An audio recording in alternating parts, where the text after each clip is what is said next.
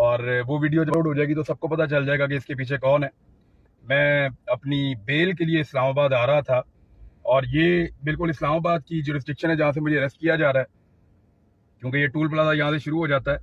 और अतर बिनुल्लाह साहब ने हमें एक बेल भी ग्रांट की हुई है, हमें उन्होंने बेल दी हुई है, तो ऐसी सूरत हाल में हमें गिरफ्तार करना गलत है।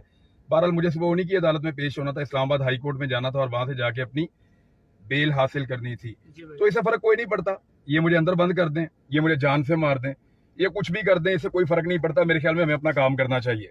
और जो सहाफी बाहर हैं उन सबसे मेरी गुजारिश है, आवाज उठाएं, बात करें और अपना काम करते रहें।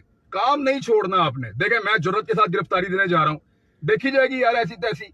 ये पीछे पड़ गए, बिला वजह बोलने ही नहीं दे रहे। और खास तौर पे ब्रिगेडियर राशिद साहब, ये जितना ही आप कर सकते थे मेरे ख्याल में इतना ही आप कर सकते थे, इससे ज्यादा आप क्या करेंगे मेरे ख्याल में।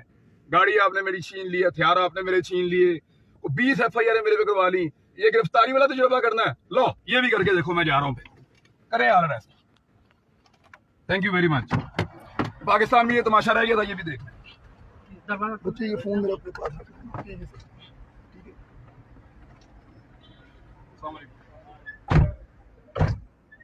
बंद कर दी भाई।